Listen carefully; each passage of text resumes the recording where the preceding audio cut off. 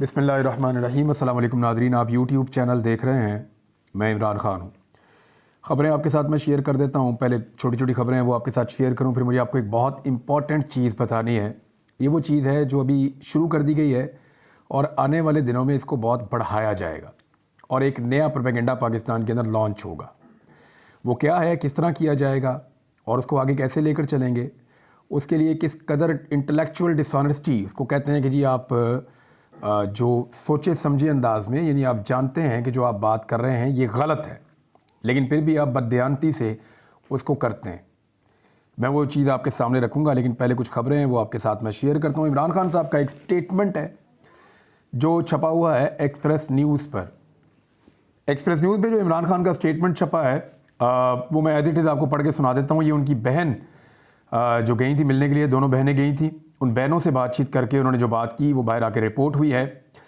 इमरान खान ने कहा कि मदर ऑफ ऑल रिगिंग ये थी कि पार्टी को ख़त्म करना, बैट का निशान ले लेना, इंतखाबी जलसों तक की इजाज़त ना देना। मदर ऑफ ऑल रिगिंग बंद होनी चाहिए। दुनिया के सामने मज़ीद तमाशा ना बनाए। जिसका मैंडेट है उसको देकर अवाम की राय का एहतराम किया जाए। ये अपनी बहनों से अलीमा खान से और उज़मा खान से मुलाकात में इमरान खान साहब ने बात कही है। उन्होंने मीडिया के सामने सारी बातचीत पेश की और उन्होंने कहा कि mother of all you turns ने, यानी इमरान खान साहब ने अपनी बहनों को जो बात की, उन्होंने बाहर आके बताया कि इमरान खान साहब कह रहे हैं कि mother of all you turns ने वोट को इज्जत दो के बजाय बूट को इज्जत दे दी। मदर ऑफ ऑल सिलेक्शन ये था कि क्रिमिनल्स के केस ख़त्म करके बानी पाकिस्तान तरीके इंसाफ पर डाल दिए और 32 साल की सज़ा दे दी। और प्री पोल रिगिंग और इलेक्शन डे रिगिंग ये था कि अवाम और वोटर को अपने नुमाइंदे चुनने की इजाज़त ना दी गई। अब ये वो चीज़ें हैं जो इमरान खान साहब ने बोली, कुछ और बातें भी हैं वो कर रहे हैं, तो वो रेपिटेशन है। दूसरी खबर ये है कि उसी चीज़ के लिए ख़बरदार किया है बैरिस्टर गौहर साहब ने, जिसके बारे में फिच ने भी ख़बरदार किया। आलमी रेटिंग एजेंसी है, दुनिया की टॉप 3 एजेंसीज में से एक है।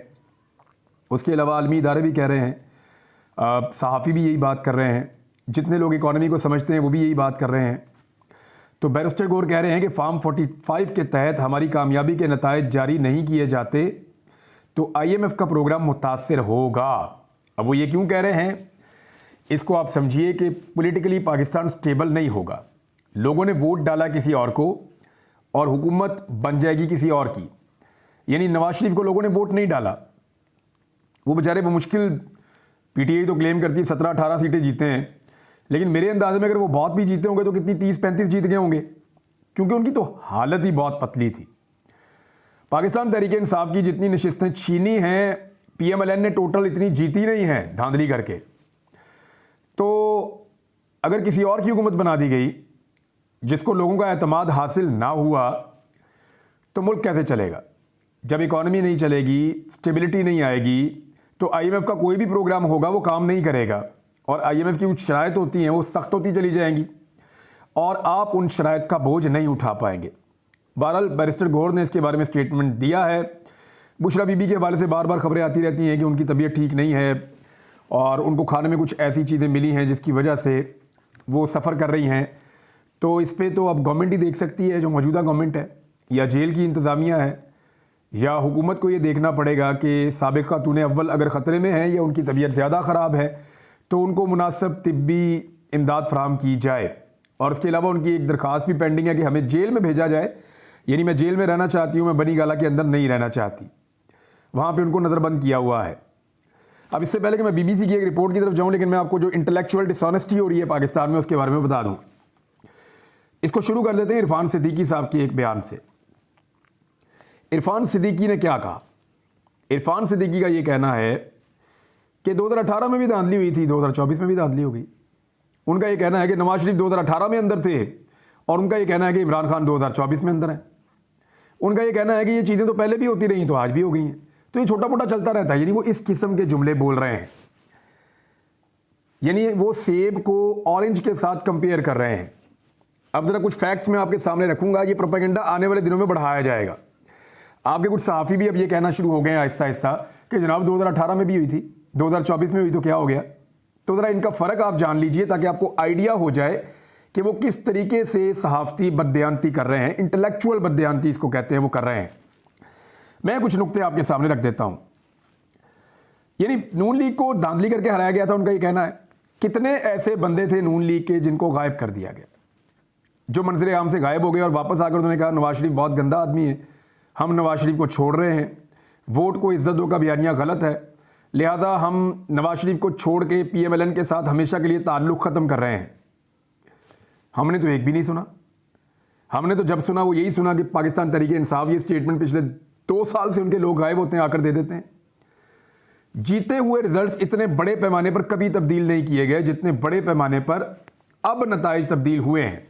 यानी 2018 में ये कहते हैं जी RTS बैठ गया था, लेकिन RTS बैठने से RTS के उठने तक नताइज का फ़र्क कोई इतना बड़ा नहीं था।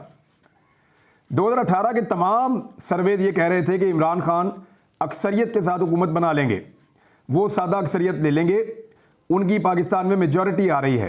तमाम सर्वेज ये कह रहे थे, लेकिन इसके बावजूद इमरान खान साहब को सादा अक्सरियत नहीं मिली। और उसके बारे में इमरान खान साहब उस दौर में शिकवा भी करते थे कि हमारी कुछ सीटें ऐसी हैं जो हमें जीतनी चाहिए थी लेकिन हमें नहीं मिली, और कुछ जगह से उनको हैरत होती थी कि यहाँ से हम जीत गए।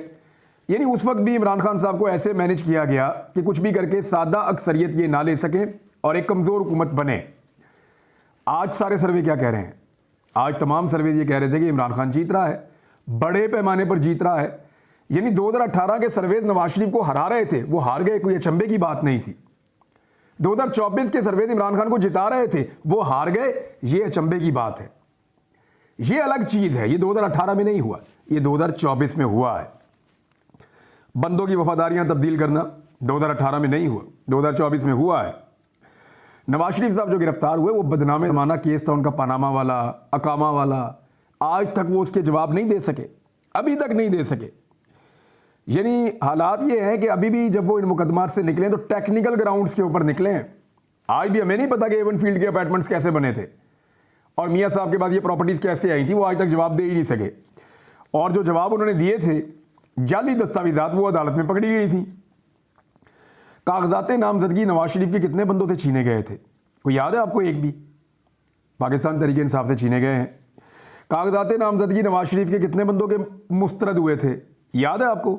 PTI के तारीखी नौयत के सबसे ज़्यादा मुस्तरद हुए हैं। नून लीग 2018 में जलसे भी कर रही थी, जलूस भी निकाल रही थी, रैलीज भी कर रही थी, बैनर्स भी लगा रही थी, झंडे भी लगा रही थी और पोस्टर्स भी लगा रही थी। क्या ये तमाम चीज़ें पाकिस्तान तहरीक इंसाफ 2024 के इंतखाबात में कर सकी? नून लीग के तमाम लोगों को टेलीविज़न के ऊपर आने की इजाज़त थी 2018 के इंतखाबात में। सारे आते थे, टीवी पे अपनी बात करते थे, अपनी कंपेन सामने रखते थे, अपने मंशूर उन्होंने लॉन्च किए, उन्होंने खुलकर अपनी कंपेन की, टीवी के ऊपर टॉक शोज में आकर बैठते थे, हम उनसे सवाल जवाब करते थे। क्लियरली ऐसे ही हो रहा था, क्लैरिटी के साथ वो अपना काम कर रहे थे। क्या पाकिस्तान तहरीक इंसाफ को 2024 में ये तमाम चीज़ें मुयस्सर थी? तो जवाब है नहीं। उस वक्त PMLN के कुछ लोगों ने दावा किया, उनको अननोन एक टेलीफोन आया और ये बताया गया कि जनाब आप एक काम करें, आप नून लीग के साथ ना चले, ये मुल्क के लिए ठीक नहीं है। तो इस पे उन्होंने वावेला कर दिया। और आज सिर्फ टेलीफोन नहीं आते, जो कुछ होता है वो आप सब जानते हैं। PMLN के साथ कभी इसका अशरे अशीर भी नहीं हुआ। नवाज शरीफ को जब हटाया गया हुकूमत से 2017 में, तो उनके बाद वज़ीर आज़म पाकिस्तान जो बना वो नवाज शरीफ साहब की अपनी जमात से बना। लेकिन इमरान खान साहब को जब 2022 में हटाया गया तो PDM की जमातों से एक ऐसा वज़ीर आज़म लाया गया जिसकी बनने वाली हुकूमत ने इमरान खान और उसके साथियों के ऊपर पाकिस्तान की सरजमीन तंग कर दी। एक और सवाल है बड़ा सादा सा, क्या मुस्लिम लीग नून से 2018 के इंतखाबात में उनका इंतखाबी निशान ले लिया गया था? पाकिस्तान तहरीक इंसाफ से उनका इंतखाबी निशान 2024 के इंतखाबात में ले लिया गया। इन दोनों को तो आप कंपेयर नहीं कर सकते ना। जुडिशल ऑफिसर्स यानी RO के तौर पे 2018 में जुडिशल ऑफिसर्स थे जो धांधली को रोक रहे थे, और इस मरतबा सरकारी बाबू थे और वो धांधली का हिस्सा बन रहे थे जो ROs हैं। पाकिस्तान तहरीक इंसाफ ने दरवाज़ा खटखटाया, लाहौर हाई कोर्ट ने कहा बिल्कुल ठीक कह रहे हैं आप, ये जो ROs हैं ये धांधली करवाएंगे और इलेक्शन ठीक नहीं करवाएंगे। उन्होंने कहा कि जी जुडिशल ऑफिसर्स लगाए जाएं। लाहौर हाई कोर्ट ने फैसला दे दिया, कादी फाइज जैसा साहब ने फैसला उड़ा के साइड पे कर दी और ब्यूरोक्रेट्स को इजाज़त दे दी सरकारी बाबुओं को इजाज़त दे दी कि जाओ जितनी मर्जी धांधली करो, तो वो आपके सामने है जिस तरह धांधली हुई है पूरे मुल्क में। आलमी सतह पर 2018 के इंतखाबात के बाद कभी इतना धांधली का शोर मचा था पाकिस्तान में या दुनिया में? कभी नहीं मचा, क्योंकि दुनिया देख रही थी कि इंतखाबात यहाँ पे हुए हैं, एक पार्टी पॉपुलर थी, वो आ गई इक़्तिदार में और वो भी सिंपल मेजॉरिटी से महरूम रही। लेकिन इस मरतबा सारा आलमी मीडिया कह रहा था कि वन साइडेड इलेक्शन है, पाकिस्तान तहरीक इंसाफ जीत जाएगी। फिर हमने देखा कि इस बड़े पैमाने के ऊपर धांधली हुई है, और इस बड़े पैमाने पर धांधली होने के बाद जो आलमी मीडिया है वो कितना शोर मचा रहा है वो भी आपके सामने है। तोशाखाना केस, यानी नवाज शरीफ साहब ने, जरदारी साहब ने, बाकी साथियों ने, इन्होंने तोशाखाना से गैर कानूनी तौर पे गाड़ियां ली थी रूल्स की खिलाफ वर्जी करते हुए, किसी को सजा नहीं हुई। इमरान खान ने कानूनी तौर पे घड़ी ली थी, उनकी वाइफ ने कोई ज्वेलरी ली थी, दोनों को सजा हो गई। ऐसा तो नहीं हुआ था ना उस दौर में। तो आप 2018 को 2024 के साथ कंपेयर नहीं कर सकते। साइफर मुकदमा, खुद ये जो हुकूमत पीडीएम की बनी थी, इन्होंने अमेरिका को डिमार्च किया था और एहतजाज किया था कि आपने हमारे अंदरूनी मामलात में मुदाखलत की है, और इमरान खान साहब ने भी यही कहा था कि अंदरूनी मामलात में मुदाखलत की है। एक तरफ वो कहते हैं इमरान खान झूठ बोल रहे हैं, अमेरिका ने ऐसा कुछ नहीं किया। दूसरी तरफ वो कह रहे हैं इमरान खान जो बात कह रहे हैं वो बिल्कुल सही है, वो इसलिए कि इमरान खान ने राज अफशा कर दिया है, कौमी राज जो है उसको अफशा कर दिया है, उससे पर्दा उठा दिया है। अगर तो उठाया पर्दा तो फिर आप ये मानेंगे जो बात उसने की ठीक की। एक तरफ कहते हैं झूठ बोल रहा है, दूसरी तरफ कहते हैं क्योंकि बात बता दी है लिहाजा हम सजा देने जा रहे हैं। तो नवाज शरीफ के साथ तो ऐसा भी कुछ नहीं हुआ। इद्दत में निकाह वाला इंतहाई मायूब मामला, यानी इस लेवल तक लेकर चले गए। नवाज शरीफ ने तो इस तरह की चीज कभी देखी भी नहीं। नवाज शरीफ के एक बेटे की इन्वेस्टिगेशन के दौरान एक फोटो निकली थी, रोला पड़ गया था पूरे मुल्क में। नवाज शरीफ की बेटी के हाथ से कलम गिर जाता था तो पुलिस वाले उठा के सैल्यूट करके वापस करते थे। शहबाज शरीफ और हमजा शहबाज की उंगली के इशारे के ऊपर डीएसपी और एसपी जो हैं वो पंबीरी की तरह कभी इधर भागते थे कभी उधर भागते थे। और इधर पाकिस्तान तहरीक इंसाफ के लोगों के साथ क्या हो रहा है? मुंह के ऊपर काले कपड़े, बोरियां, घसीटना, जो कुछ इनके साथ हुआ पीएमएलएन सोच भी नहीं सकती। तो 2018 को जब भी कोई 2024 के साथ कंपेयर करे तो नादरीन आपने ये बात दिमाग में रखनी है कि ये आदमी इंटेलेक्चुअली बदयांती कर रहा है, ये आदमी बदयांती कर रहा है, हकायक को तोड़ मरोड़ रहा है सिर्फ और सिर्फ पीडीएम की जमातों को फायदा देने के लिए। इसका कंपैरिजन हो ही नहीं सकता। ये जमीन आसमान का फर्क है 2018 और 2024 में। और ये जो कुछ भी हुआ 2024 में 2018 के मुकाबले में, अगर आप परसेंटेज के अंदर इसका फर्क निकालें तो 2-3% को आप 100% के साथ कंपेयर नहीं कर सकते। यानी जो कुछ इमरान खान साहब ने या उनकी पार्टी ने बर्दाश्त किया या जितना दबाव डाला गया पाकिस्तानियों के ऊपर, इसके बावजूद पाकिस्तानियों ने ऐसा लगा कि रिएक्शन के अंदर आकर बहुत बड़े पैमाने पर वोट डालें। और आज ये इलेक्शन को ख़त्म हुए 10-11 दिन हो गए हैं, अभी तक हम इस नतीजे पर नहीं पहुंचे कि पाकिस्तान में कैसी हुकूमत बनेगी और किसकी हुकूमत बनेगी। ये वो बेचैनी, और ये बेचैनी अब हर जगह पे आपको दिखाई देती है। पाकिस्तान सुपर लीग जो है वो आजकल हो रही है PSL, और वहाँ पे नौजवान जाते हैं और जाकर इमरान खान साहब के हक़ में नारे लगाते हैं। वहाँ जाते हैं और जाकर जो हुकूमत इस वक्त बनाने की कोशिश की जा रही है, चाहे पंजाब में मरीम नवाज़ की हो, चाहे वफाक के अंदर इमरान खान साहब के बजाय शहबाज शरीफ की हुकूमत बनाने की कोशिश की जा रही हो, तो उसके खिलाफ नारेबाजी करते हैं। अब नारेबाजी से जो है वो इंतज़ामिया तंग आ गई है और पुलिस ने छापे मारना शुरू कर दिए हैं स्टेडियम के अंदर। वो जो नौजवान नारे लगाते हैं तो वो सैकड़ों की तादाद में, तो उनमें से किसी एक आधे को पकड़ लेते हैं, घसीटते हैं, खींचते हैं। तो अब ये सिलसिला भी शुरू हो गया है। देखिए, इसको आप दो तरीक़ों से देख सकते हैं। एक, या तो आप लोगों को टेम करने के लिए या लोगों को काबू करने के लिए सख्ती कर सकते हैं, या आप लोगों को उनका हक दे सकते हैं। इसको आपको यूँ देखना पड़ेगा कि लोग ये रिएक्शन दे रहे हैं। खेलों के वो मैदान जो सियासत से हमेशा दूर रहते हैं, वहाँ पे भी अगर लोग आकर ये कह रहे हैं कि हमें हमारा हक दिया जाए, तो इसका मतलब ये है कि निचली सतह तक नौजवानों के दिमागों में ये बात सरायत कर चुकी है कि पाकिस्तान के अंदर जो हुकूमत बनाई जा रही है वो हुकूमत नहीं है जो उनके वोटों से तश्कील पाए। देखिए, ये बड़ा पॉजिटिव है कि नौजवान सियासत के अंदर और मुल्क के अंदर अपना स्टेक शो कर रहे हैं। नौजवान ये कह रहे हैं कि हमारा मुल्क है, हमारी मर्जी यहाँ पे चलनी चाहिए, इसको सही रास्ते पर चलना चाहिए, और वो उसके लिए फ़िक्रमंद हैं और वो उसमें रोल प्ले कर रहे हैं। कहीं पे नारा लगा के, कहीं पे वोट डाल के, कहीं पे बात करके, और एहतजाज करना, पुरअमन एहतजाज करना हर पाकिस्तानी का हक है। ये हक उन्हें आइन देता है।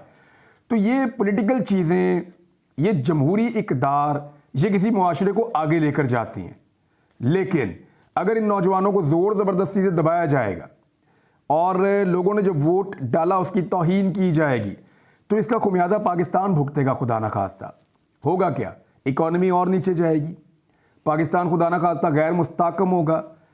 और पिछले 2 साल जो पाकिस्तान के साथ तजर्बा हुआ, अप्रैल 2022 से लेकर जनवरी 2000, बल्कि अभी तक फरवरी 2024 तक, पौने 2 साल से ज़्यादा हो गए हैं। पाकिस्तान इन पौने 2 सालों में आगे बढ़ा है या पीछे गया है? मेरे ख्याल में समझने के लिए और गौर करने के लिए ये पौने 2 साल बहुत हैं। इन्हीं से अगर हम सबक ले लें तो हम पाकिस्तान को आने वाले मसाइल से बचा सकते हैं। लेकिन अगर हम इस बात पे तुले हैं कि हमने पाकिस्तान को मज़ीद नुकसान पहुंचाना है और यही तजर्बा आगे बढ़ाना है, तो मुझे लगता है कि हम पाकिस्तान का नुकसान कर रहे हैं। अब तक के लिए इतने ही। अपना ख्याल रखिएगा, अपने इस चैनल का भी। अल्लाह हाफ़िज़।